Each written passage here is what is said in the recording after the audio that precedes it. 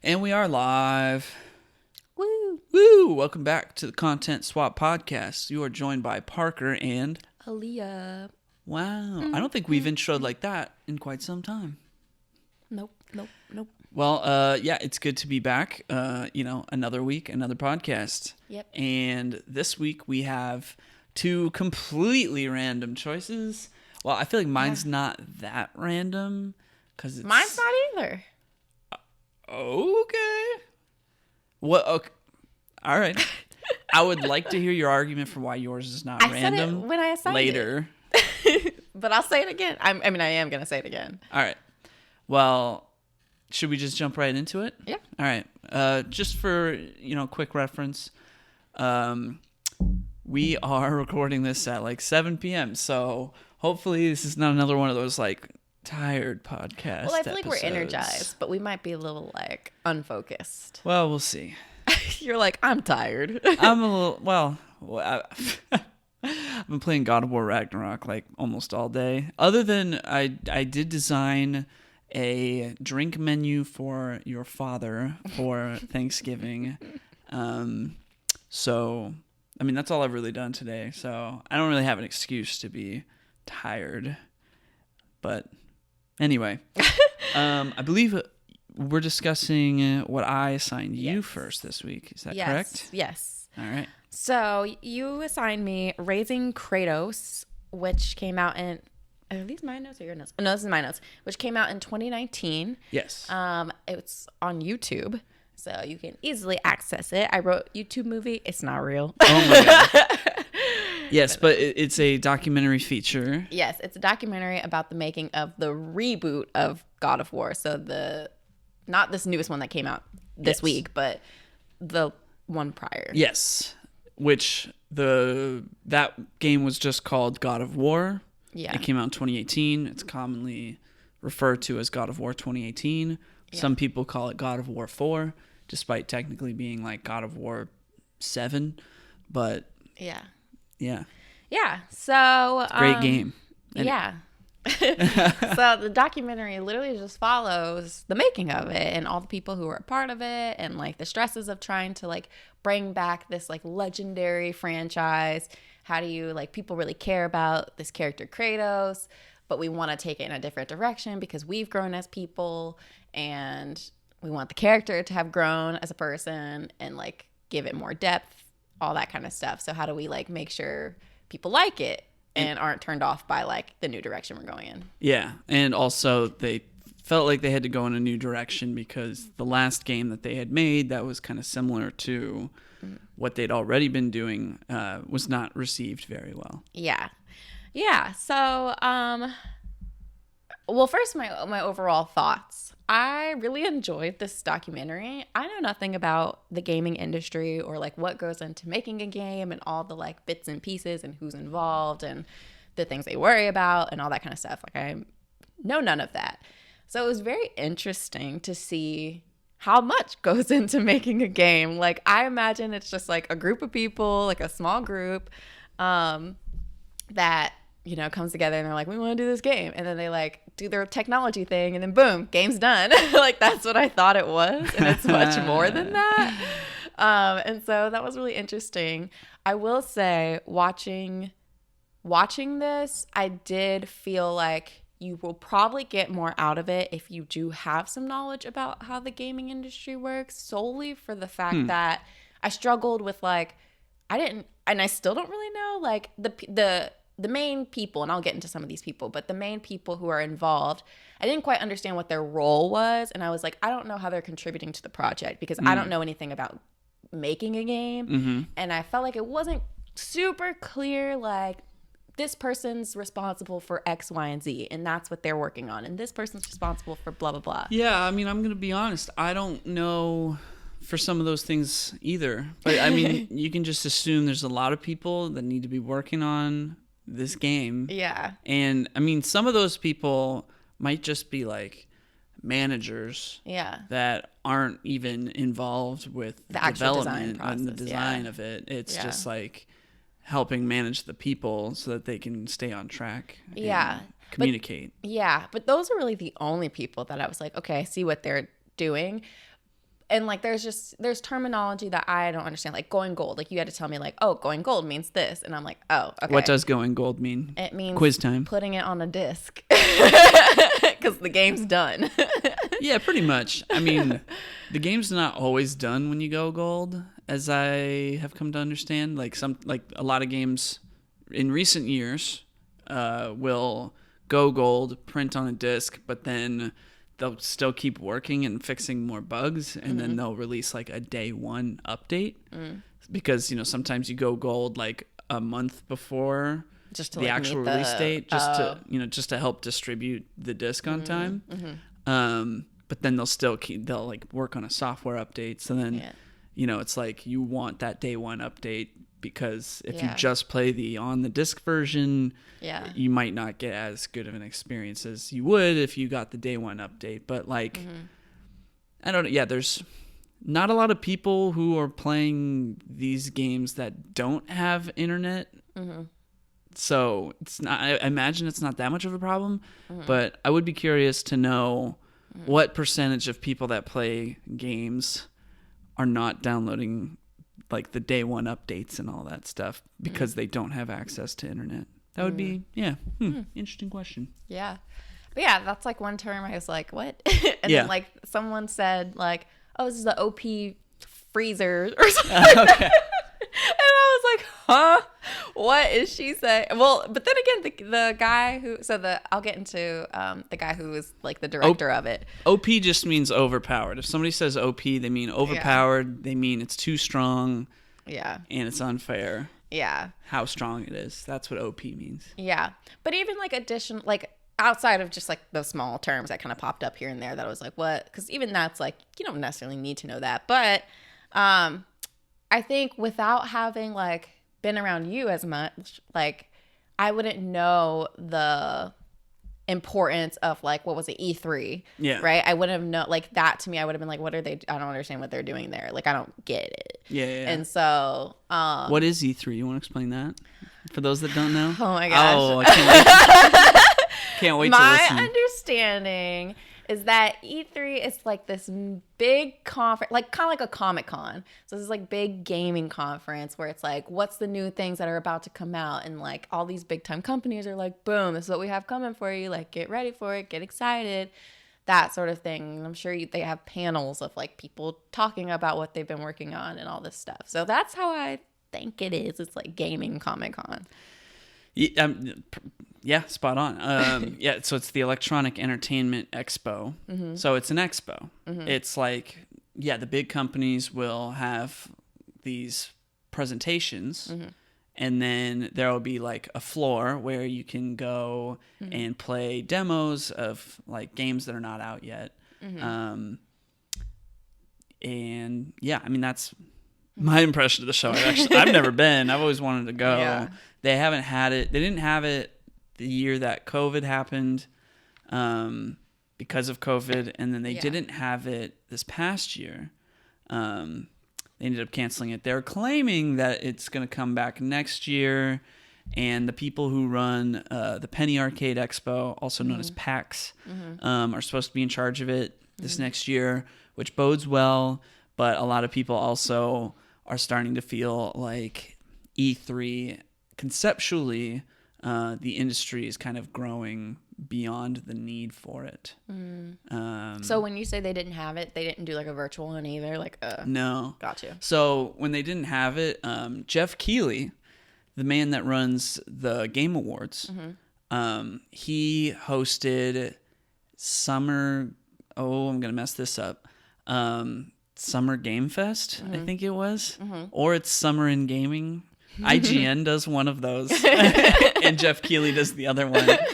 I think it's Summer Game Fest. Yeah. Ooh, it's gonna bug me.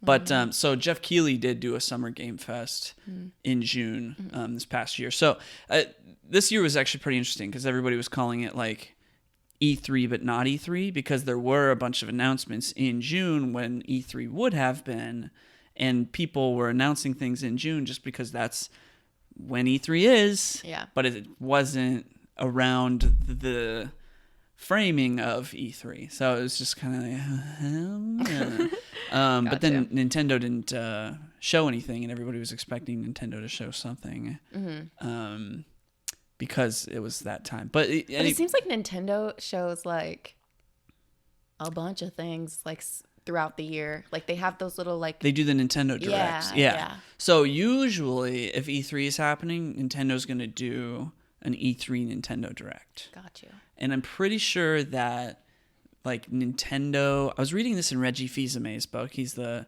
former president of Nintendo of America. We love Reggie. We do love Reggie. He mentioned something about Nintendo and E3 having a relationship.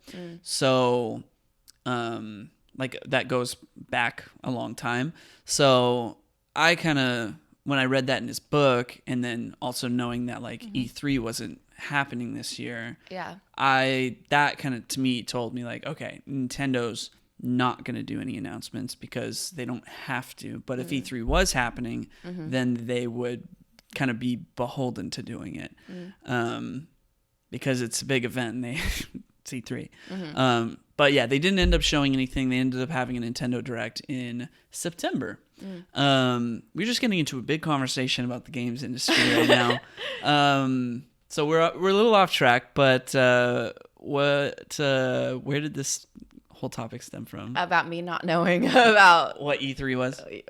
Like just like me not knowing enough about the gaming industry. Yeah. Well, let's talk about a little bit more about, let's contextualize the E3 piece and just the whole thing. Yeah. So I want to start with basically who our main character of the documentary is. Our key players. Yes. So the biggest person within this documentary and who we're really kind of following throughout the whole documentary is Corey. I'm not sure what his last name is. Corey Barlog. Yeah, Corey Barlog. And he was a director of the original games. Is that correct? Yeah, I think if we're really trying to be like super accurate, I believe he was the director of God of War 2. And then maybe was just a writer on God of War 1. And I don't think he worked on God of War 3 or the ones after that. But they brought him back to reboot the franchise as like, creative director on this 2018 reboot. Yeah, so he had some sort of tie to the original games. And Shannon, who was like a manager over... She's Studio, like Santa Monica. Oh, CEO Santa Monica, of Santa Monica. I don't know if I don't know if it's a CEO per se, but she's like the president of the company. Gotcha. Yeah. Shannon's a president, and then we have Yumi, who's like manager. Okay. It's Santa Monica Studio. That's the name of the company that made the game. Yeah. And so Shannon being the president, and then Yumi Yang being the high level manager. I don't have her title in the back of my head, but she's it seems like the number 2. So they bring Corey back, and Corey's interesting. Corey, I mean he's a real guy, so remember that. I was very surprised. I really liked Corey. Like by the end of the documentary, I just kind of how he came into the project and his like idea for the project, I really loved. So the previous God of War games, from what I've gathered, this is again from somebody who's not a gamer, who has I've never played these games. I've never heard of these games until I met you. Never seen you play them until recently. But from what I gathered, the old God of War games are very much just like kill, like just murder everybody, and that's the fun of it. And there's really not too much depth into that. Character wise. And so it's Oh no, just to comment on that original series of God of War games. Yeah, it's very much like a male fantasy type of game. Like you're killing things. You're this big strong god dude. You're killing other gods. Yeah. You essentially, in the first 3 God of War games that were ever created, it's spent killing the entire pantheon of Greek mythology. So like at the end of God of War 3, you kill Zeus, who is also Kratos' dad. Got you. Yeah. So that was that. Yeah. And Corey kind of comes in and he's like, we can do more. And also, I'm not the like young person I was. Kill is not of interest to me. Like, I have a family now. I'm a dad. And so, like, why don't we, like, make this a very beautiful story that still has, combat aspects to it, but let's make Kratos a father and, like, see how that interaction would look like. And so, so when I heard that, I was like, oh my gosh, I like this. Like, I was expecting, if I'm being honest, I was expecting this, like, dude with a huge ego who's like, I'm gonna make the best video game ever, like, kill people, blah, blah, blah, like, whatever. Like, in the game, obviously, not real life. Right. And that's not what he was. And so I was definitely, like, I had my judgments, and I was reminded never to judge a person. And so I really enjoyed him. And so throughout we see him trying to like take his idea but like make it cohesive amongst everybody else's ideas, because everybody like kind of pitches in from what it seems like with like what they would like to see and how they think it should work. And it's like, okay, we have so much going on, so many ideas. How do we make one cohesive story that's like very meaningful? And so he's like our key player, our key person. Yeah. I mean, he's the creative director for the game. Yeah. So, yeah. I mean, he had the idea. He, directed the whole thing from start to finish. Yeah. Depending on the game and depending on the studio, there's a director and a creative director. Mm-hmm. I think in this case, he just played both roles. Yeah, I think like he did most of the like. Yeah, the directing. Yeah, but I think for the God of War Ragnarok, the one that just came out last week, that's the sequel to this game that we're talking about. I think he was just the creative director, and then Eric Williams was the director. Mm-hmm. Yeah, that's why I'm bringing up that distinction, because it's kind of it seems project specific. Got you. So in terms of like other key players, really all that I got from the documentary was like you have Shannon, you have Yumi, and they're very important in terms of like we need to make make a deadline. I need to keep you all on track. Yeah, like they're the like, how do we actually plausibly do this and like have a successful business? Exactly. Yeah. Corey's, you're like, here's the vision, let's do this. And then you have all the people who's working on it, but I really didn't like, I don't remember their names. I don't remember like what they do. It's just okay. Like you just talk to some people. Yeah, but there was definitely clearly a lot of very important people that worked on this project, and a ton of like, it was like a team of 100+ people that dedicated all of their years and years and years of effort towards creating this product. Yeah, and so in terms of like other people that are like memorable that are like they really focus on is the actors who are these characters. So you had, and I didn't even write down their names. That's okay. I got the main two. Yeah. So you have the little kid who plays. What's the kid's name in the in the game? You're not doing a great job here. Wait, it's the mid-90s the little kid. Okay, the mid-90s you're gonna kid. Come in with the name. All right. So the mid-90s kid. Sonny Soljic. Yes, he plays the kid. Atreus. In the game. There we go. We got our rhythm. This is like highlights. You have Kratos, who's played by Christopher Judge. He's Kratos. Nailed it. And then there's a woman who plays Freya. And her name is? I don't know. What? I just said I have the main two. Oh. Yeah. I don't have her name. I apologize to the actress. She did a great job in that game. I'm playing the sequel right now. She's also in that one, and she's also great in it. Yeah. So the bulk of the documentary was like pretty much Corey and the team working with these actors and like showing the behind the scenes of like the acting and like how they do it, and like the actual like parts where they're getting movements, like mocap fully suited up, getting the movements, and then they also have like sections where they're just voice acting. And I thought that was interesting because I didn't realize how much acting goes into making a game. Like in terms of like movement and stuff, I thought maybe they had like, you know, reference video, but I thought it was all just like they just did it in the computers. I didn't realize they like put people in like mocap suits, have them actually like act out these scenes, and that's what makes the game. And so I was like, whoa, didn't realize that much went into it. And I do have a question. Okay. How much do these actors make? I have no idea. Okay. I feel like this almost requires me to get into the whole Bayonetta 3 voice actress controversy that came up this past month. So it's unclear. It depends on the project. It depends on how high profile the actor is. Yeah. It depends on how much acting is going to be in the project, like how much it's going to require. I'm going to go ahead and assume that Christopher Judge and Sunny Soljic and the woman that played Freya got paid pretty well. Mm-hmm. But there was this whole controversy where for Bayonetta 3, which just came out at the end of October.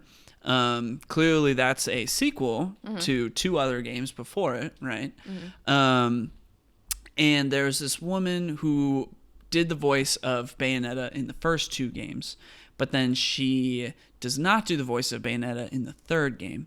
And she came out like a month before the game came out and said, I was only going to be offered $4,000 to play this character who I kind of helped create the personality for, that, you know, she's the centerpiece of the whole thing. And kind of helps create the appeal of the game. Yeah. And I did that for 2 other games, and now this 3rd one, you only want to pay me $4,000. So she said no. But then, oh, geez. And then, like, this whole Bloomberg article came out by Jason Schreier that kind of dug a little bit deeper into the issue. And basically, they were going to pay her, like, $15,000 in actuality. And it all just, I don't want to comment too much on it just because it's been a while since I was reading. It's been a few weeks since this article was, like, all of this news was salient, but the point being that it started this whole conversation about like how much are voice actors actually getting paid for their roles, and if in the case of Bayonetta 3 that like the team just didn't want to work with her anymore, so they lowballed her, that would be like not a good thing to do. That would be the unprofessional thing to do. But like 15,000 is still different from 4,000, so that's where it gets kind of like confusing. Ultimately, like I think that bit of news is kind of just like fizzled out, and people don't seem to really care much anymore about like the Bayonetta controversy part of that topic. But it is still, I think, like a bit like the paying voice actors a fair wage for their work. I think that's still like on people's minds. Yeah. And ultimately all I can say is I don't know.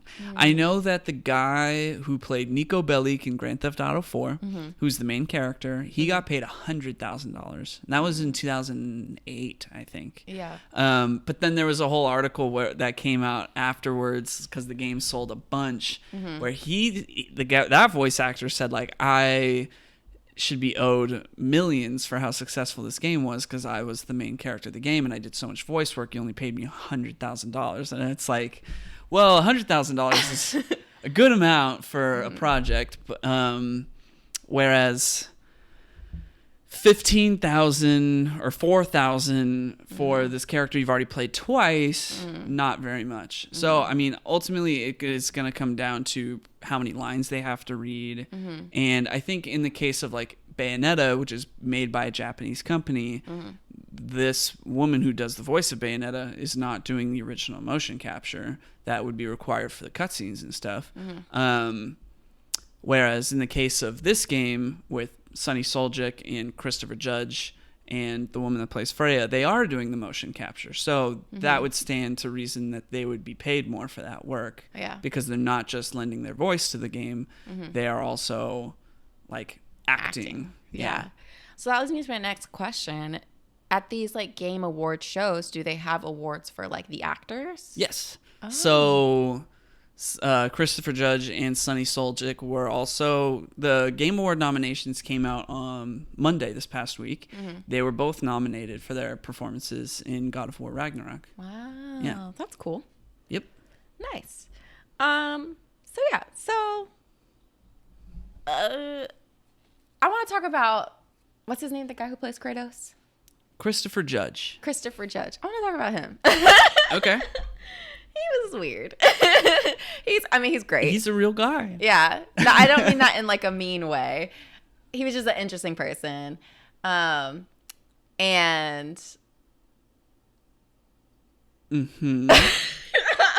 what do you have to say about our good man Christopher Judge? Yes. So he did a phenomenal. Let me start by this. He does a phenomenal job. He does a phenomenal job. His voice, just the gravitas, I think really helped improve the like relatableness of this character. Because Kratos is not a relatable character, and now suddenly it's like, wow, you feel when he says things. Yes. Yeah. No, I'm not denying, he does a wonderful, wonderful job. Okay. I say he's an interesting dude because he's very much like what I would think of a stereotypical actor. Oh, yeah. In the way he explains things. And I'm like, I don't know. It was interesting to watch because it's like if someone were to be like, depict an actor, what do you think an actor would be like? It's like him. He might take that as a compliment. So. Yeah. So he was, that's really all that I had to say about him. What does that mean, though? Like, I feel like he'd be the kind of guy to be like, when I studied theater in the blah, blah, blah, blah, blah. I don't think so. He brings up this whole thing about how, like, he was on a show for 10 years, which was, I believe, Stargate. Mm-hmm. And was it Stargate?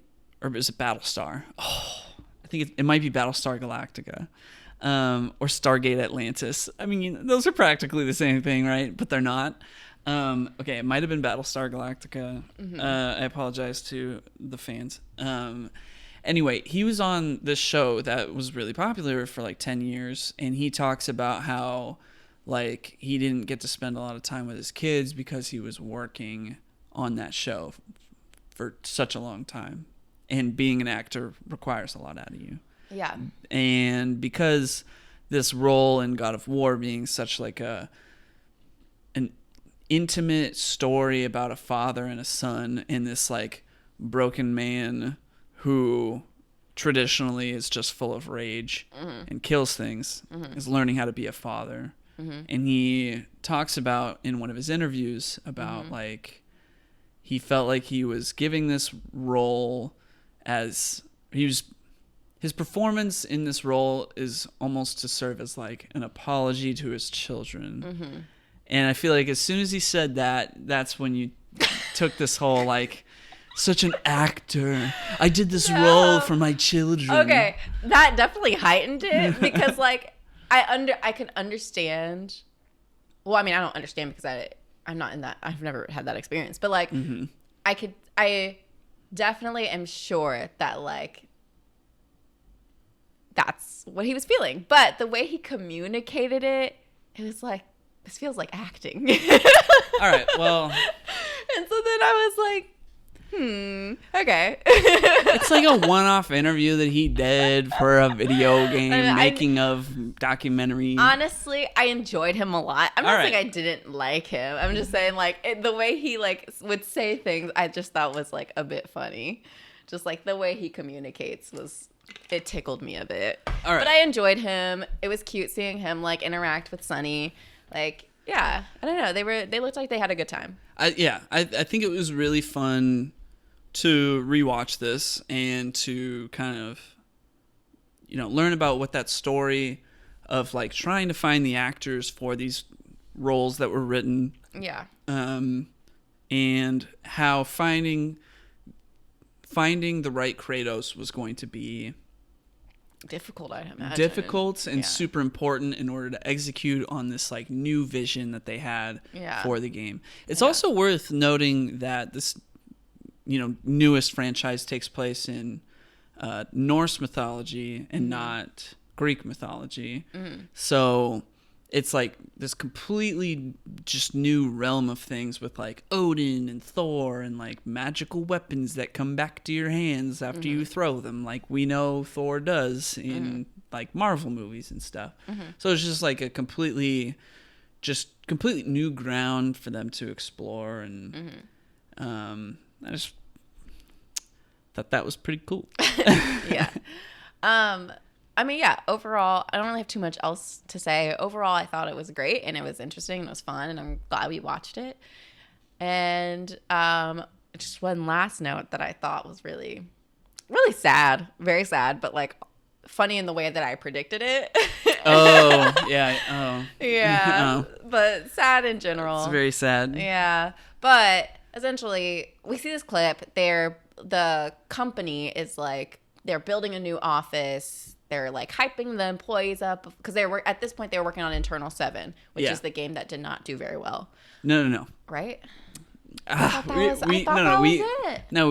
We talked about this so many times. Okay, at the beginning of this documentary feature. No, I take that back. They canceled it. Thank you. Yes.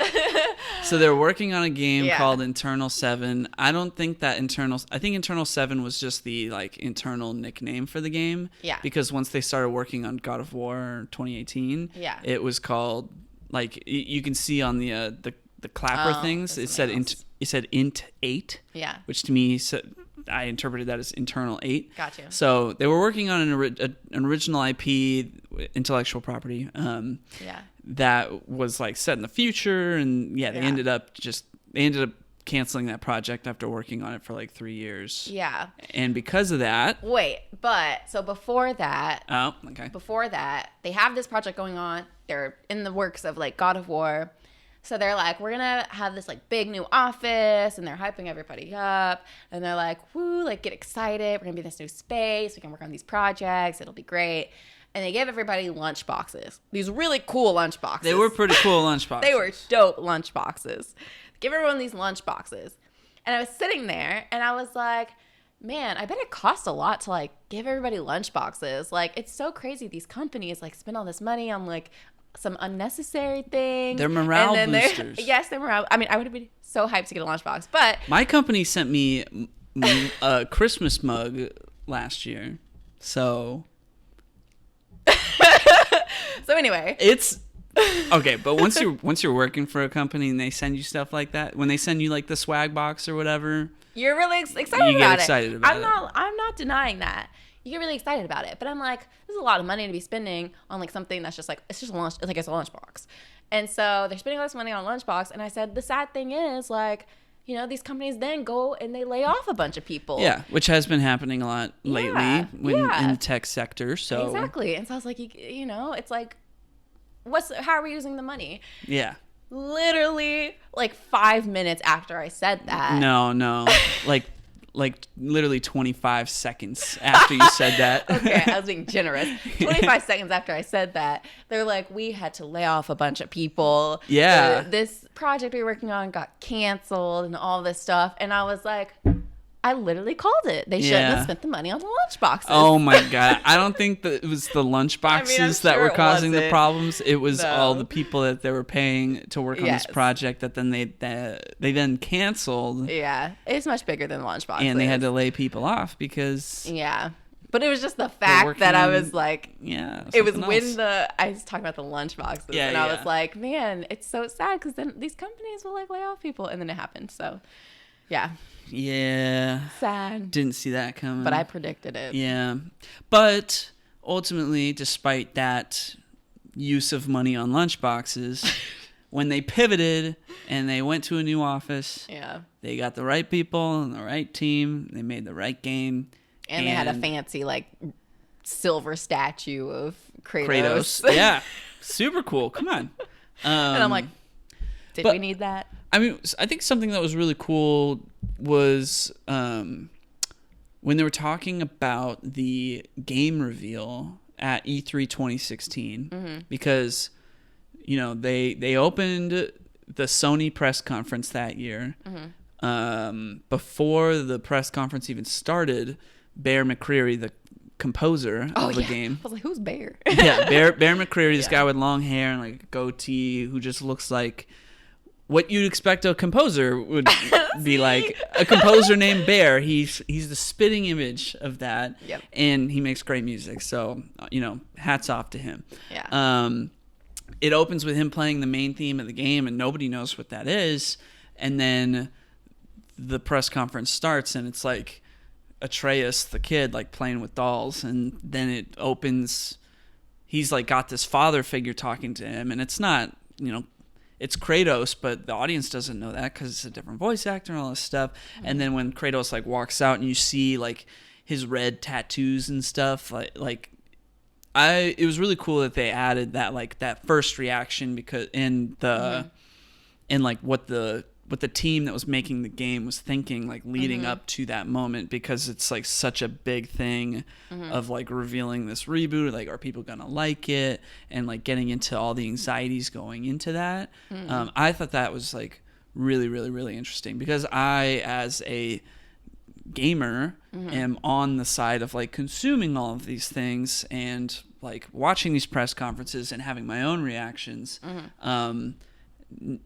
I'm not very often thinking about like the people who are making this stuff, who are like nervous. This is nervous, and this is like a big deal for them. Like when I'm watching a Nintendo Direct and they're showing some new farming simulator game that I like, there are people whose lives are then being affected by that reaction, you know? Yeah. I thought it was wild, that moment, because then Corey has to play the game in front of all these people. And I was like... And they did a live orchestra at the same time. Yeah. I was like... And he's just like... bananas. You see him like wiping his hands off. Like, cause he's like sweating. Clammy. I know. And I'm like, if I had to play the game while I'm like... Because I'm sure he heard the audience. And so you already have like people are like, what is this? And you have to play. And like, imagine if you immediately like got killed, like as you're like trying to play the game. And then it's like, dang. Like, I think part of what made that such an effective like reveal trailer is the fact that they did show gameplay. So you know, you wouldn't know this because you don't like, you're not a gamer and you don't pay attention to all this stuff. I am a gamer. I'm a cozy you're a gamer. Yeah, you're a gamer now. But when these like high profile projects get announced, it's very typical that they'll show like a cinematic trailer to let you know like, oh, this is getting made. Yeah. And often when you see a cinematic trailer, that's the reveal, that basically means like, we just started this game and it's not going to be out for like 3 or 4 years. I mean, companies are doing that less, but it still happens. Yeah. And in some cases, doing that is a way of saying like, we're working on this game. It's being made by this studio. You know, we made all these other games that you really like, so come work for us. It's almost like talent recruitment. Interesting. It is interesting. But this was a big deal because it's a reveal trailer that started with cinematic and then immediately went into gameplay. So people are like, oh, it's coming out. It's like, oh, it's coming out. Oh, they've been working on this. Yeah. Because if you can show gameplay of your game, then that's like, oh, serious work has already gone into this. Wow. So that is always exciting. Yeah. Yeah. I wish I was into gaming. Like, I wish... You are now. I am, but like... You're living vicariously through me. Yeah, but I want to be a play tester. Bear and breakfast too. I don't know. No, I want to be in it, you know? I mean, I don't want to be around the toxicity of, you know, some people in the gaming industry, but... Yeah. It's there. Not everyone, of course. But like, there's, I mean... That's a whole other conversation. Yeah, it's a whole conversation. One that maybe we don't have time for. Yeah. So overall, highly recommend. Watch it. It's on YouTube. Okay. Oh, yeah. I was like, you have stuff. I forgot. Well, my question for you would be, now having seen this and seeing me play the sequel, would you ever want to try this game? I've been thinking about that. It's very intimidating. It seems like someone more skilled at gaming. There's an easy mode. Yeah, but still. They have like difficulty settings for people that just want to focus on getting, the core experience, but not having to worry too much about the difficulty of it. I feel like even on easy mode, that'd be too hard for me. I think you could manage. I would try. Whether I would continue with it, I think if it was too hard, I would probably give up. So I think part of the reason why I assigned this to you was because as a tester. Kind of. I mean, like this game, when we first had the idea for this podcast and you mentioned like, I could assign you games.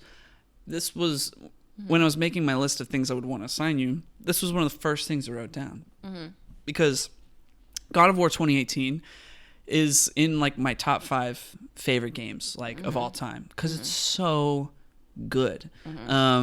Its position is currently being evaluated right now as I'm playing the sequel game. And I was telling you earlier, the jury is still out. I'm just not 100% sure on whether this game is going to then just like take its spot or if the original is going to, stay exactly where it is. Undecided as of yet. But what was I even saying? If I would play it. Oh, right. So yeah, this was one of the first things I wrote down, and I'm like, this is something that I would love to talk about on the podcast, but I don't know if it's a game that you would enjoy, or if you'd ever have the time to do it. So I was like, all right, you know what? Documentary, making of, perfect. That's better. Yeah, I definitely think it was a smart move to have me watch the documentary first, because now I have an appreciation for it. Exactly. And so I'm much more willing to, which like granted, like don't ever like not assign me something because you think like, oh, she's not going to want to do it. Because that's the whole point of the podcast. Yeah. No, it wasn't that. It was just like you don't have the time to be assigned a video game right now. And the sequel to this game just came out. And I wanted to talk about it while it was topical. Yeah, that makes sense. Yeah. The documentary made sense. Yeah. I definitely think probably summertime, my schedule is a little bit more clear cut. And so, I might wait like a year and a half. We'll see. Yeah, we'll see. Yeah, that's my answer. All right. My other question was, what kinds of questions did this bring up for you in regards to the video game industry? But I feel like I already asked those. Yeah. Okay, what did you think about all of the pre-production steps that they did? Did that surprise you? Like them sending a team to Iceland to do research on Iceland, or like doing a wilderness training thing in California to kind of like learn the feel of like what that is like. Like, did that stuff surprise you? It didn't surprise me that they would go to like Iceland and things like that. I would want them to, because like if you're going to create this environment, you want to be accurate, and especially if it's like set in a specific time period, you want to learn about it just like you would for like a movie. So that didn't surprise me at all. The little wilderness like LA training, that was pretty silly, but I feel like if anything, that was just like, it's a team building thing. Yeah, it's just like a fun like team outing, and it's like it's somewhat relevant to the game. Kind of not really. It's really just us doing some things. But I think it could be helpful in terms of like, because I was literally thinking about like when you're playing the game and Kratos is like making these sounds like, ugh, like whatever he's doing, like whether he's like lifting something, hitting something, whatever. I'm like, how would you know the type of like force you would need in like as you're making those sounds? Yeah. That's like would be accurate for like the amount of work you're doing in whatever, because if I push you and I go like, I mean, I wouldn't be like, but like if I make like a sound of that, that's way less of a sound than if I like, knock you out type of thing. Yeah. Right. So it's like, how do you decipher the amount of like, I don't know. Yeah, no, it's a really interesting thing that you're bringing up, because this goes back to that whole voice actors and how much they get paid or are compensated conversation, or I was reading tweets that came from voice actors like while that conversation was like really, really hot. And a lot of them were talking about like, sometimes they're brought onto a project as like a very, very small role, but what they're required to do is a lot of like screaming and yelling, and it's very straining on their vocal cords, and that's literally like how they make money is using their voice. So like and maybe they don't get paid a lot for that.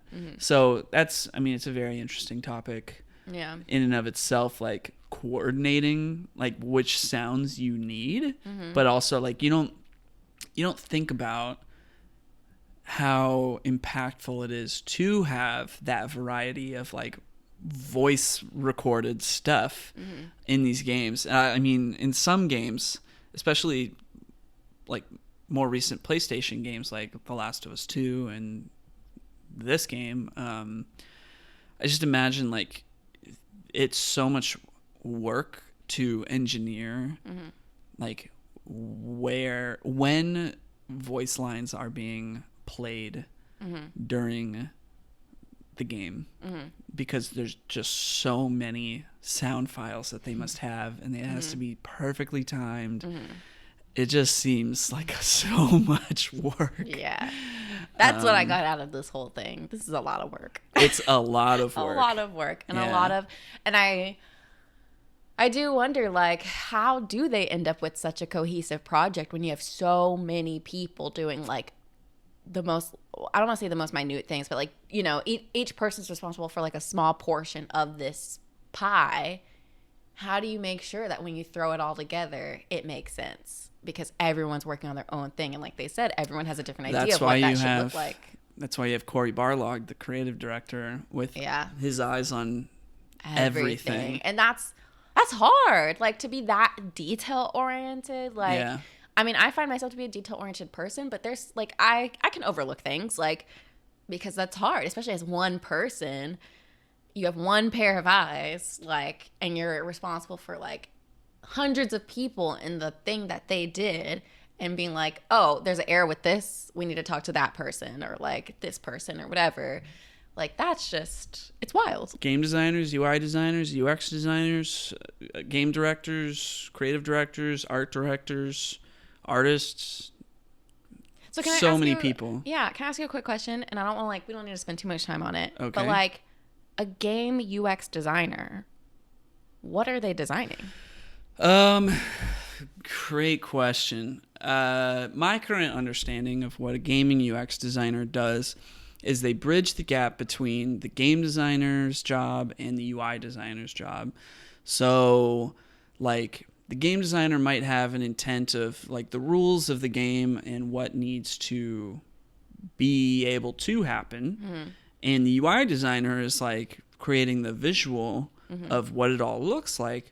The UX designer is helping support giving the user, the player, the easiest experience of accessing, like, what the game designer wants them to be able to do, but then taking the elements that the UI designer is creating and presenting them in a way that is useful to the player. Got you. So it's like, let's say you need to find how to get to a specific location on a map.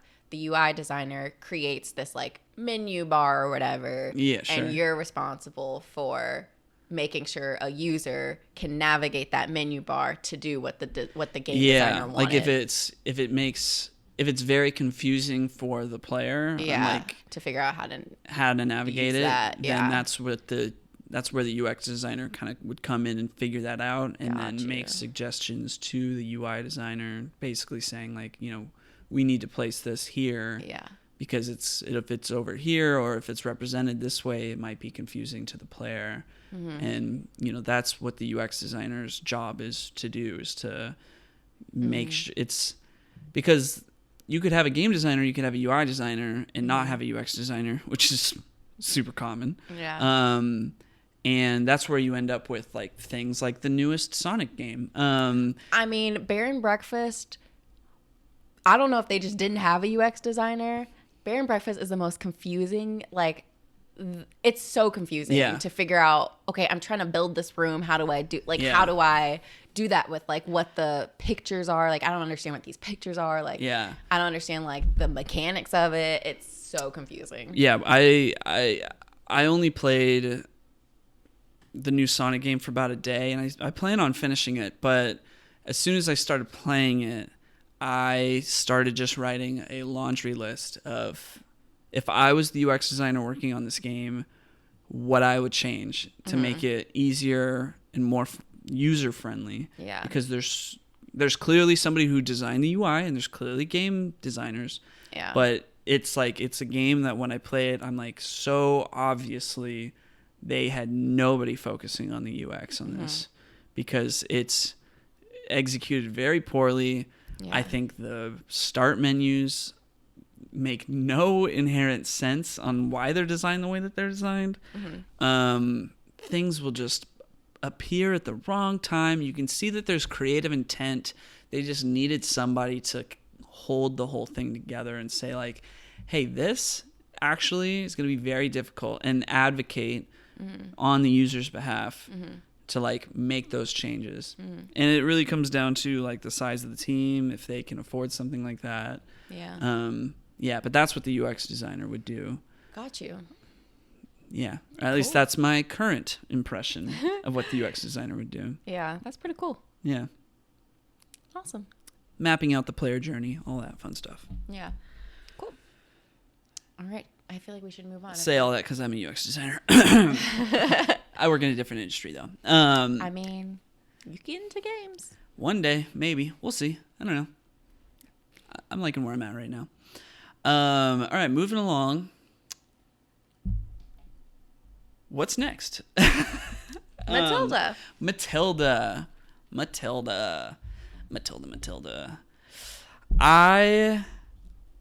What a movie. Let me move to my notes. I got I know, a lot happened. A lot happens in this movie. Okay, Matilda is a movie that came out in 1996. It stars Danny DeVito. I feel like I'm not doing it justice by saying it stars Danny DeVito. It stars this little girl who plays this character, Matilda. I don't know the little girl actress's name, but it's Mara Wilson? Mara something. I think, it is Mara something. I do remember seeing that. Yeah. It's directed by Danny DeVito, though. That was not something I knew until the movie concluded. But, so this movie, Matilda, it's based on a Roald Dahl book, and Roald Dahl is famous for writing things like Charlie and the Chocolate Factory and Witches. I don't know what that is. What? Half Magic, I believe that's another one of his books. I don't know. Did he do James and the Giant Peach? Yeah. Yeah. So that just general. He's an icon. He is an icon of children's books. But dang, are these books weird. And that's the beauty of them. So, they're, like, actually kind of terrifying. I don't know if I ever want to watch this movie again. It's not that it was bad. It's just so weird that I'm like, okay.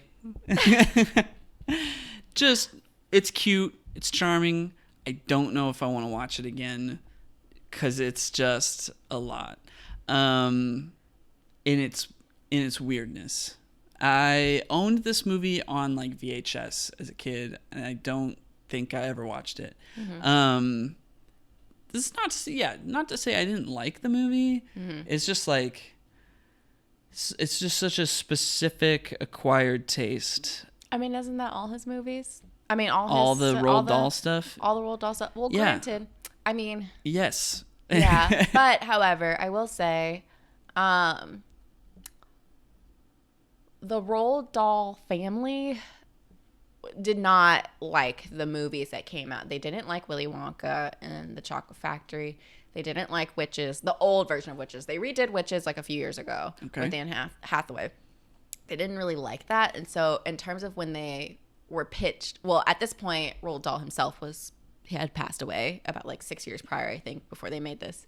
And so when they approached his wife, she was she was like fed up at that, but they were basically like, we don't want to do this. Like, we don't like the movies that have been made out of these books.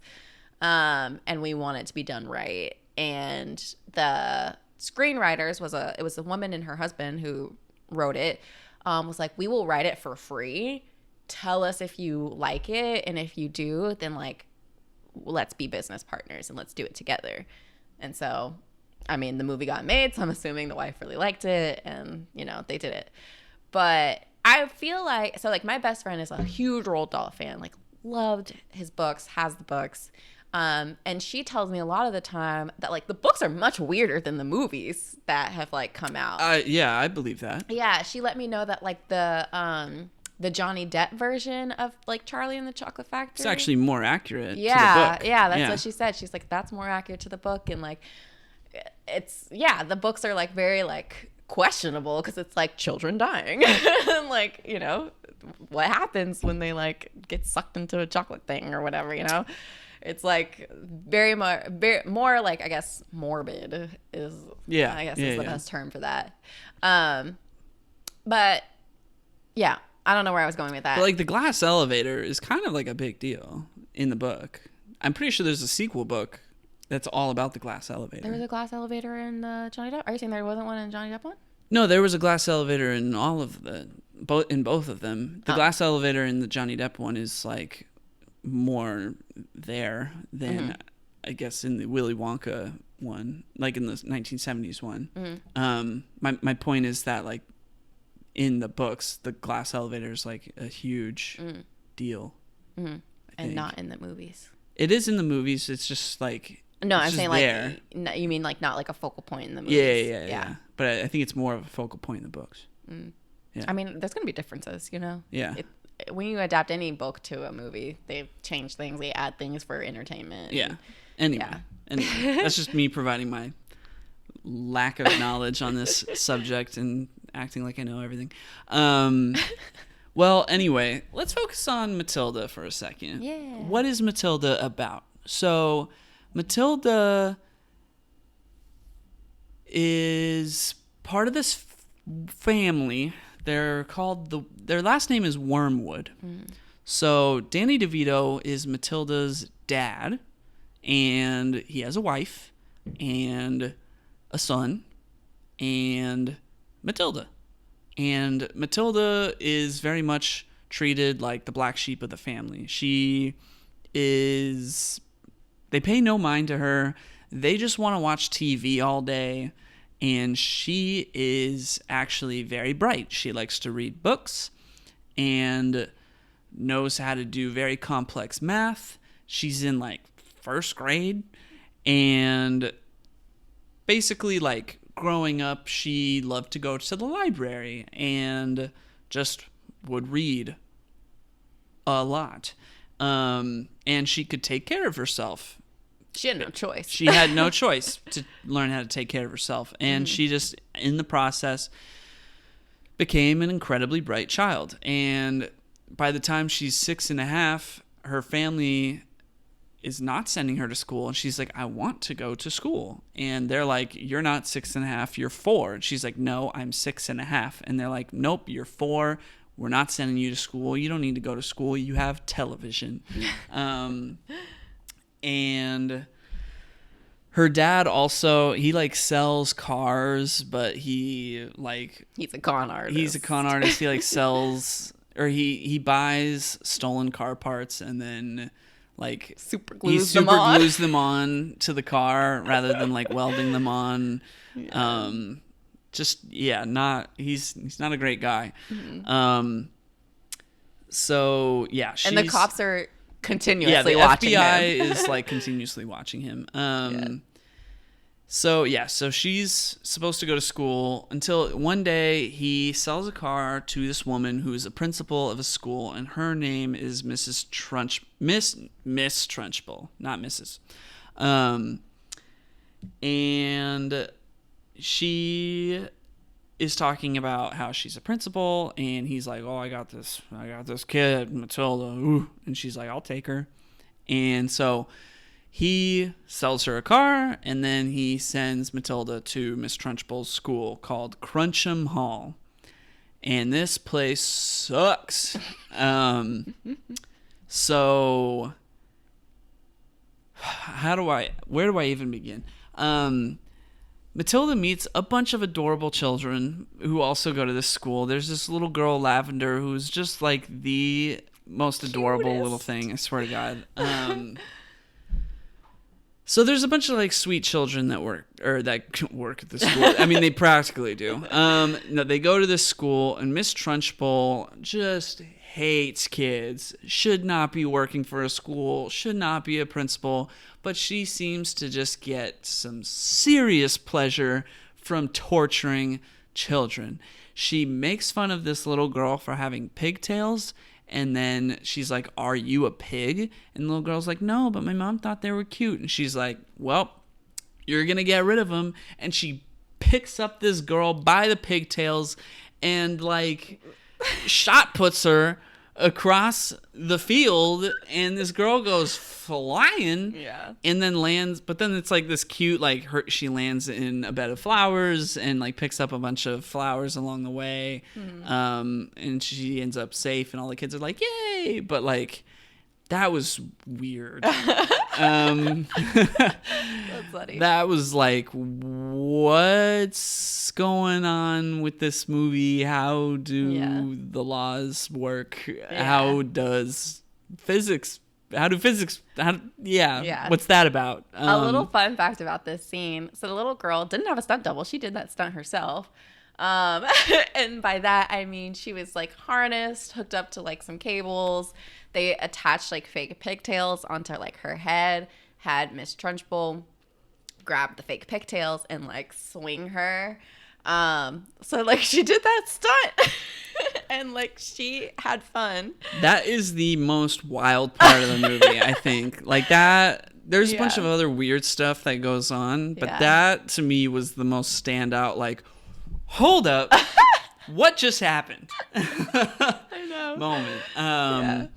Because things are like, Matilda's super smart and stuff, but like everything's so far like believable up until this point. Yeah. And then it's like, oh, we get to Crunch 'em Hall, and it's like, yo, this lady is insane. Not the person you want to be around your kids. And she just like tossed this little girl like hundreds of feet through the air.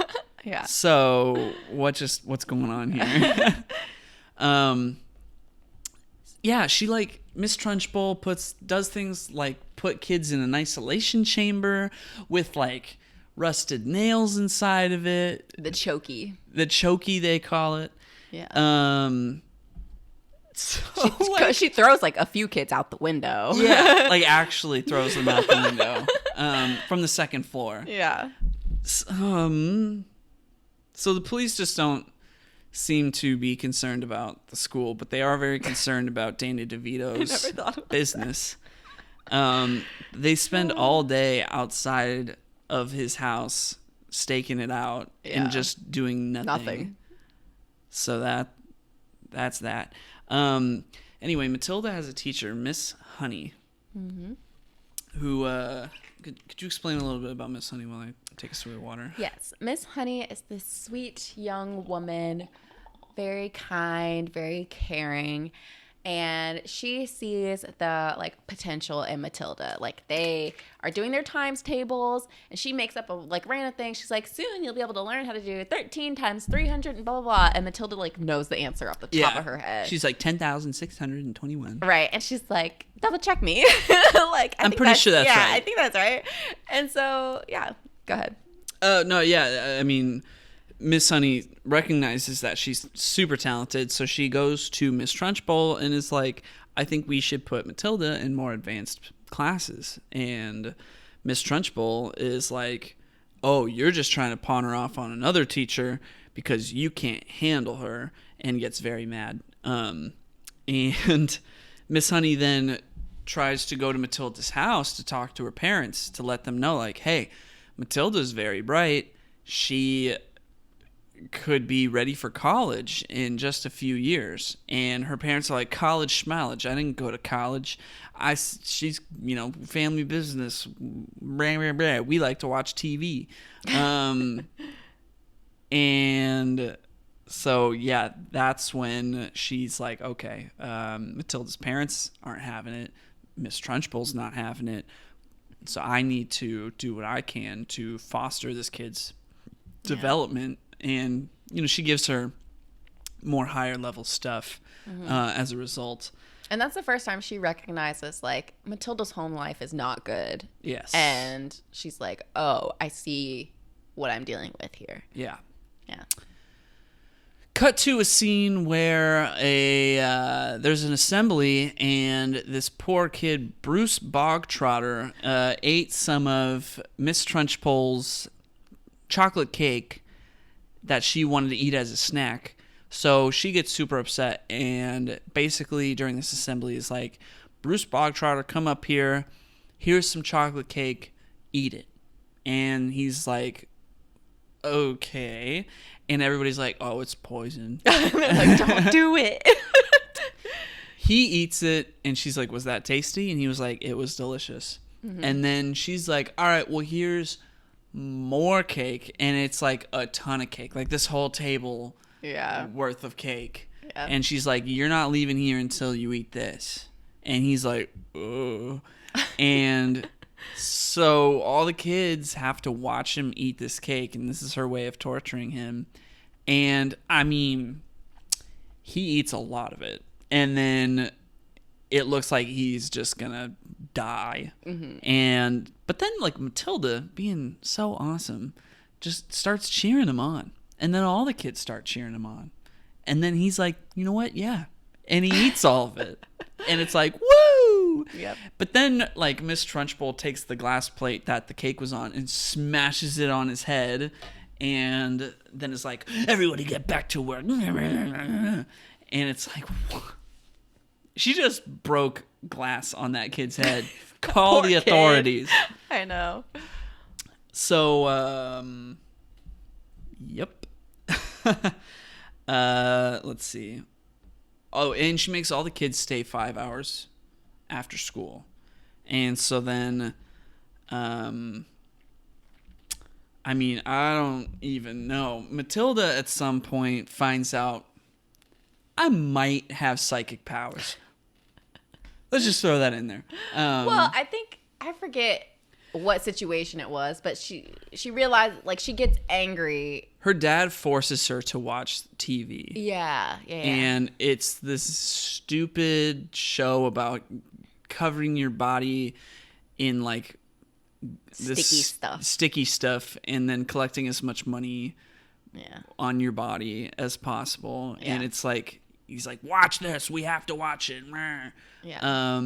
And she gets so angry that she makes the TV explode.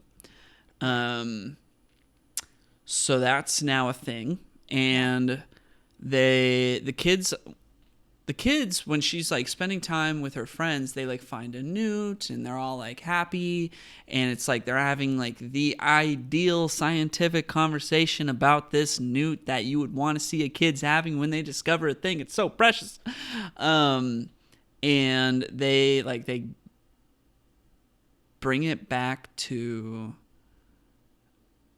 class with them, and Lavender ends up putting the newt in the water jug. Yeah.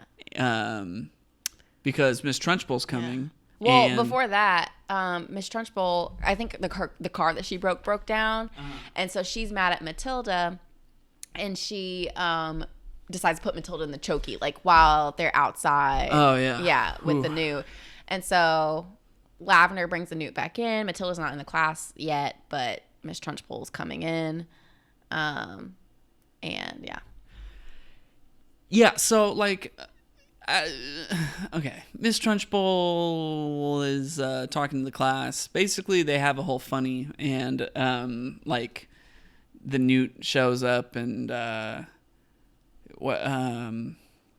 she's like, oh my gosh, a newt. Well, I can't quite remember what happened here. So Lavender Miss Trunchbull's coming back. Well, Lavender's trying to tell Miss Honey, like, oh, Matilda, she's in the chokey. And Miss Honey is like, you got to hold on, like, Miss Trunchbull's on her way. So Miss Trunchbull comes in. Lavender decides to put the newt in the, like, this pitcher of water because Miss Trunchbull is, I guess every time she comes in, wants a glass of water. So she puts the newt in the water. Miss Trunchbull pours the, like, water into a cup. The newt falls in her cup. Meanwhile, Miss Honey, like, goes get Matilda out of the chokey, brings her back to class. Miss Trunchbull is, like, terrorizing the kids, is drinking the water, and realizes the newt's in there and, like, freaks out because she's afraid of this. She thinks it's a snake. She's like, snake. Yeah. And so she's, like, freaking out, and they all start laughing. When does Matilda use her psychic powers? So all the kids start laughing, and some, like, so all the kids start laughing. Miss Trunchbull is, like, terrorizing the specific kid, and Matilda makes the newt, like, fly at her. Okay. That's what it is. Yeah. And that's when Matilda's like, okay, I for sure have powers. So then once Miss Trunchbull leaves, she goes tries to Miss tell Honey. Miss Honey about it, but she can't do it. Right. Yeah. Yeah. And Miss Honey's like, that sounds nice. Yeah, she's like, that's great. Yeah. But she's like, would you like to come to my house after school? And and Matilda's like, I would like that very much.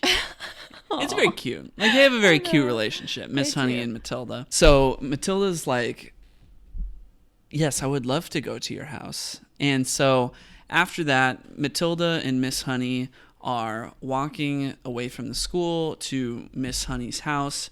And this is when Miss Honey tells, like, her full backstory. She tells a story. And it's the story of this little girl who used to live in Miss Trunchbull's house. And the father of this little girl died. And the aunt was, like, super mean. And basically the little girl left because the aunt was super mean and her dad was now dead, but she used to be super happy with her dad. And then she left and she got to her own cottage and lived there ever since. And then they get to a cottage and Matilda's like, oh my gosh, it's the cottage from your story. Wait a minute, you were that little girl. So yes, basically we find out that Miss Trunchbull is Miss Honey's aunt, and that all of her, like, childhood memories are in the house that Miss Trunchbull now lives in. So this is basically what the focus of the rest of the movie is on.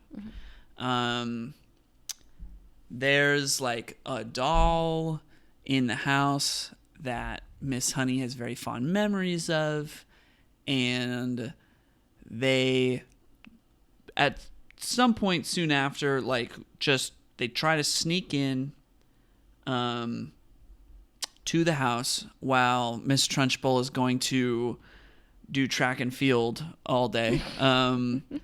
She, like, comes back from her workout at one point and... Well, her car breaks down, so she never got to... her car breaks down, that's right. Yeah. She comes back, and they're in the house looking for this doll. Mm-hmm. And just, like, seeing things. Then there's this whole event happens where Miss Trunchbull realizes there's probably somebody in her house and they're hiding from her, and it's very scary. She's a very scary woman, and, you know, knowing that she shot put this little girl, like, you know, at the beginning of the movie, who knows what she's capable of. So this is pretty much, I wrote down, Miss Trunchbull needs to not exist. Dang. Harsh words, but yeah, what she's like, terrifying. She's terrifying. She's like smelling for them. She's like, yeah, like, there's people here. Yeah. And it's like, oh God, like, yeah. Stop. She's the worst. I should have got a picture. The woman who plays her is the sweetest looking lady. Really? And, like, is such a... They're like, she's the kindest person ever. Well, that one was my heart to know. At one point, Miss Trunchbull like gives up looking, and she sits down, and she just eats a big piece of chocolate cake. That's like her snack. Like what? None of that makes any sense to me. I'm gonna do track and field, and then when I get back, I'm gonna eat chocolate cake. I mean, she was probably stressed. She's like, this car keeps breaking down. I'm gonna indulge in my little snack. That's right.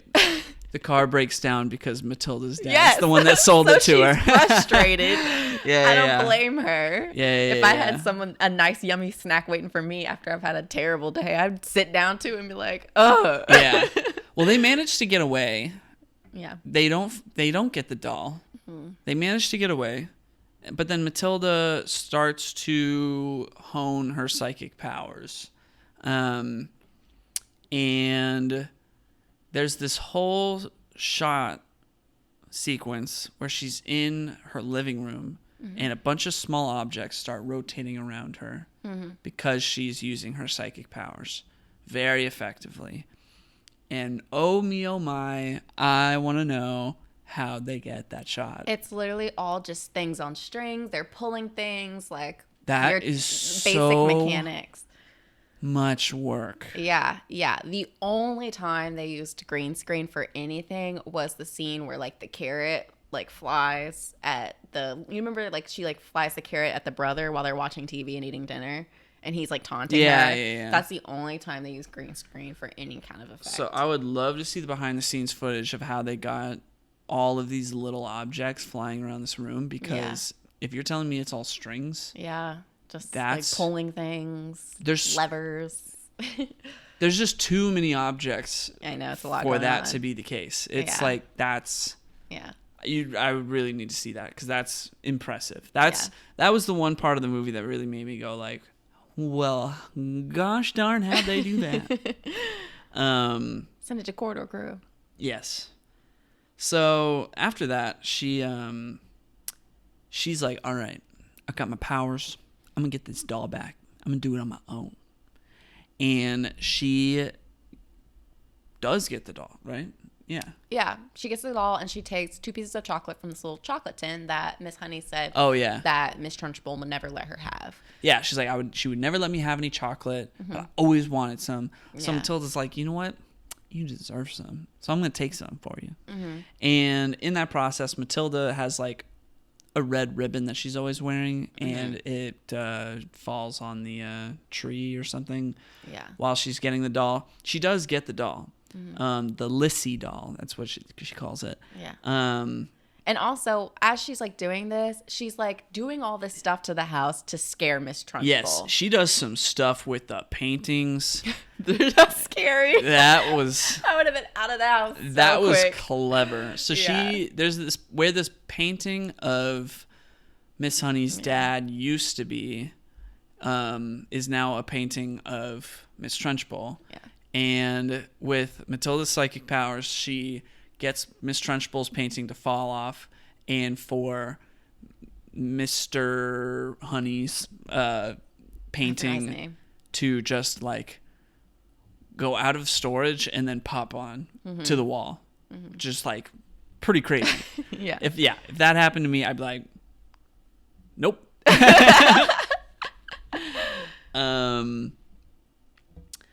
So, and then she gives she gives the painting to she gives the doll to Miss Honey, and she's like, I got this. I did it with my powers. I know how to use my powers now. Look. And that's when Miss Honey's like, oh, you actually do have powers. Whoa. Mm-hmm. You're not just a small child with an active imagination. And yeah, I don't know, like Matilda just she uses the ghost of Magnus, which is Miss Honey's father, to like try and haunt Miss Trunchbull, or she tries to make it look like his ghost is haunting Miss Trunchbull so that Miss Honey can have her house and her money back. Mm-hmm. And I mean, some like I don't even know. This is where I started to kind of get pretty tired. It was getting kind of late, so I was getting a little sleepy. You glazed over a lot there. I But it's okay. Don't know what happens next. Basically, Miss I'm looking at my notes here, and I'm like, what? Miss Trunchbull throws a kid out the window? Yeah. So basically, Miss Trunchbull comes to the school, and she has this ribbon, and she's like, I know whose ribbon this is. So she goes to the class, and she's like, who was wearing a ribbon yesterday? Who doesn't have one today? She's like, Matilda. And so she's just like out for Matilda at this point. And so Matilda's like making all these things happen in the classroom. So, like, Miss Trunchbull tries to, like, throw a kid out the window. The kid, like, turns around and comes back into the window. Oh, yeah, he, like, flies. Yeah. That was a cute part. Yeah. Because Matilda's using her powers. Yeah, Miss Trunchbull, like, gets, like, knocked around everywhere. Into a globe. Yeah, because Matilda's making that happen. That's when she, like, writes the note from Magnus on the thing. Like, on the wall. Leave the kids alone. Yeah. And kids throw a bunch of water balloons at her at one point. So at this point, Miss Trunchbull is like fallen to pieces because she's terrified. All these things are happening. The kids see that. They're like throwing their food at her. So at this point, it's like her life's over. Her life's been ruined by these kids. So I don't. My next note just jumps to the end of the movie. So what happens after that? Honestly, that's kind of what happens. She just like leaves, and like they're like, we never heard from Miss Trunchbull again. Because, oh, really? Yeah, that's literally like how it is. You see her going, like driving off. Okay. And they're like, we never heard from her again. Miss Honey got the house. Yeah. Matilda wants her parents to allow Miss Honey to adopt her, and they're like, okay. Like, sure. They sign the document. It's like no to do at all. Life is fun. She now lives with Miss Honey in Miss Honey's childhood home, and they, love each other and become happy and smart and read books, and life is fun and everyone's happy. And Danny DeVito directed this movie. What? Like, that's when the credits roll and I see that and I'm like, well, whoa. Yeah. He also does the narration for the whole movie. Yeah. And it's the least Danny DeVito sounding narration that Danny DeVito has probably ever done. Still sounds like him though. I could tell that it was him, but I was also like, it has less of the Danny DeVito rasp than you would normally get. And that's it. That's the movie. I think it just got to a point for me where I was like, it's just getting too long. It's just too much of this, like, Miss Trunchbull's torturing kids, and the kids need to get back at Miss Trunchbull, and and it's just got excessive. And that's what, for me, I was like starting to doze off because I was like, I have seen it all already with this movie. Like, it just reached a point where I was like, all right, nothing new is gonna happen or like stand out to make me be like, because it's already all the like craziness has already happened. It's I've absorbed everything. All of the novelty of this movie has been given to me, so now it's just more and more and more. And I was just kind of Gotcha. I was like, I'm good. Yeah, I mean, I can understand that. That's fair. I really enjoyed this movie. I don't remember the first time I saw it. I don't think I was a child per se the first time I saw it. I think I was probably like middle school when I saw it, and just thought it was really cute. And it's definitely not a movie that I go to quite often, but what made me bring it back up and why I said, oh, this is pretty relevant is because, like I mentioned last time when I signed it, Netflix is coming out with the Matilda the musical. And that comes out November 25th. And I had watched the trailer, and I was like, this actually looks like it could be really good. And that's saying something, because y'all know I don't like musicals. I steer clear from musicals. But this one I'm like genuinely kind of excited to watch. And so that's why I brought it up and thought it was relevant. Okay. All right. Yeah, fair enough. Yeah. So before I get into like kind of like that, a few quick notes. I already talked about how the movie was almost not made because, the Doll family was like, you got to do it right if you want to do it. Yeah. So the wife of Danny DeVito in the movie was his actual wife at the time. Oh, wow. They separated in 2017, which I thought was just like, yeah, I know that's sad. But I thought that was like cool. It's like, oh, they were like really married. Yeah. I already talked about most of the effects. We're done with just like strings, pulleys, levers, basic mechanics. Aside from the carrot flying. So I don't know if this is like I don't know where you could find this, but Mara, the little girl, actually like had filmed while they were on set, like filmed behind the scenes. And so she has like a little documentary called My Movie About Making Matilda. And it's just like, I guess her with like a little camcorder. That sounds like the cutest thing of all time. Yeah. And I don't know where you can find it. Like when I Googled it, it was like very difficult. It was like these random websites that like said they had it. I didn't click on any of them, but it's not just on YouTube. I don't know. You might be able to find clips. Like the YouTube clips didn't seem like it was the full thing. It just seemed like little pieces. I don't know. So I don't know how easy it is to find. Yeah, there are some weird things like that are small that you know, you're like, oh, I can't find this anywhere, and then you just Google it on YouTube, and it's like, oh, Surf Ninjas is on YouTube. Surf Ninjas. Surf Ninjas, check it out. Great movie. Oh my gosh. Anyway. But yeah, so that's really, I mean, I already talked about the other notes too about the little girl who got swung by her pigtails. But yeah, so Matilda the Musical comes out November 25th. This is not sponsored by them, but God of War Ragnarok came out on November 9th for the PlayStation 5 and PlayStation 4. Check it out. Literally like we're doing advertising. So Emma Thompson is playing Miss Trunchbull, and she looks Nanny McPhee. Wild. Yeah. And she looks like a very scary Miss Trunchbull. Right. The makeup that they've done. Lashana Lynch is playing Miss Honey, which I'm very excited about. That's cute. Yeah. It's going to be so cute. The girl playing Matilda, I'm not familiar if she's in anything else, but her name's Alicia Weir.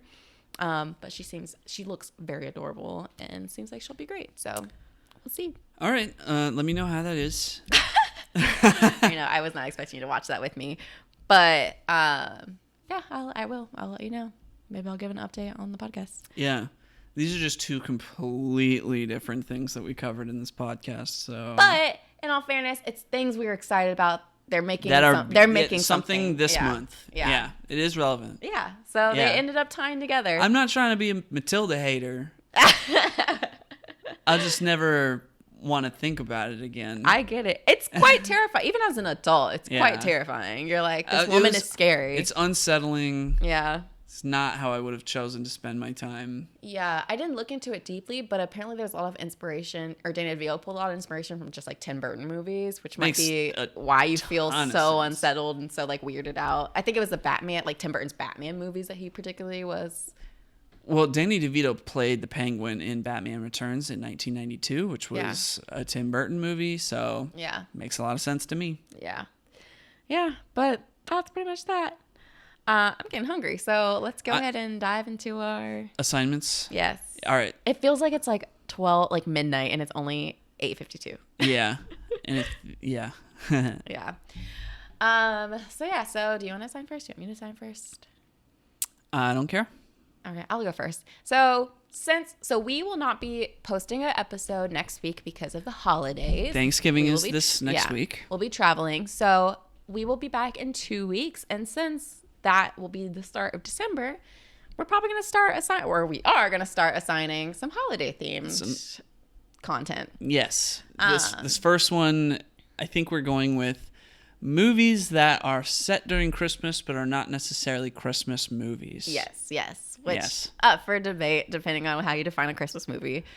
We figured out we have no clue what counts as like just set in Christmas versus like bridges now comes over to that Christmas. Well, I'm gonna sign something that I had no idea was set during Christmas until I like looked up like movies set during Christmas, and I was like, all right. Yeah. So I don't know how well mine's gonna fit into the Christmas thing. Oh, it's okay. But the other movies that I want to talk about for the rest of December are very Christmas focused. Yeah. Okay.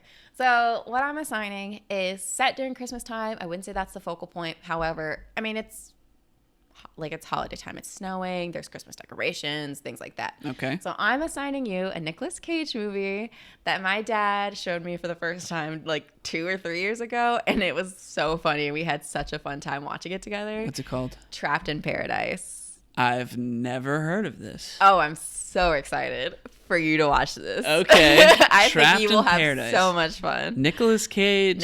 It's literally the like only Nicolas Cage movie that I like. I'm not a big Nicolas Cage fan. And this one, I'm like, what? That was funny. What is this? All right. Yeah. Interesting. Yeah. Okay. That'll be fun, I guess. Okay. I am giving you, I mean, I don't even know how to describe it. It's got Colin Farrell in it. It's directed by Martin McDonagh.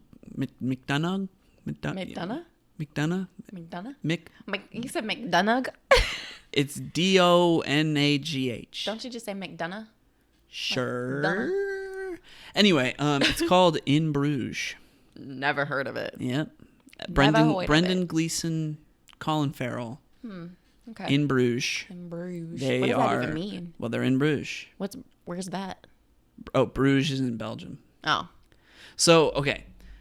This movie came up on this like list of movies that are set during Christmas but are not necessarily Christmas movies, and I was like, oh, like I've seen that movie. I remember really liking that movie. And then I like Googled like how Christmassy, like how Christmas is in Bruges. Yeah. And all of my Google results were, what's Christmas like in Bruges, Belgium? And the results were like, Bruges, Belgium, during Christmas is like a total wonderland. They transform the whole thing. It's like one of the best places in Europe to go for Christmas. And I was like, okay. Like, so I guess knowing that this movie is in Bruges and supposedly set during Christmas, that ought to be enough Christmas for what we're going for, right? But my memory of this movie, I don't remember the Christmas element. So we'll get back to that next week. We'll see. Next week or 2 weeks from now. 2 weeks from now, we need to create a barometer of non-Christmas movie to like fully Christmas, and the middle being a movie set during Christmas but not necessarily Christmas. So like a 1 would be a movie that just has 0 references to Christmas. None at all. Right. And then a 10 being like the Santa Claus. Right. Okay. Right. Yeah. And we need to figure out what that middle point is. Yeah. And where our movies fall in line with that. That sounds right. Yeah. Let's do that. Okay. Sounds good. If you have any suggestions of what that middle point would be, where it's not a Christmas movie, you wouldn't classify it as a Christmas movie. Like Die Hard, maybe. Yeah. But even Iron that Man seems 3. a little lower. Like I would say like Die Hard 2 is slightly more of a Christmas movie than Die Hard 1 is. Because Die Hard 2 is also set during Christmas. They just did it. Oh, again, we're not here to talk about that. But anyway, yeah. So any recommendations for what that middle point would be? A Christmas movie or a movie that's set during Christmas time but not a Christmas movie? Let us know what you think. Yeah. So next week it's Trouble in Paradise? Trapped in Paradise. Trapped in Paradise and In Bruges. Yep. I'm excited. See you then. See you then. Bye. All right. Have a nice Thanksgiving. Yep. Eat whatever you want for Thanksgiving, okay? Support Indigenous peoples. Yes. Donate. Yes. I was trying to make a callback, like to when I said you could eat whatever you want for Thanksgiving, and you're like, no, you got to eat Thanksgiving food.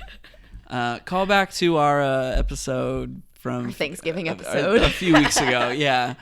Anyway, bye. Bye.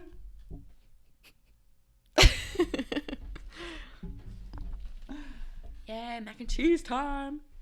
Mac and cheese.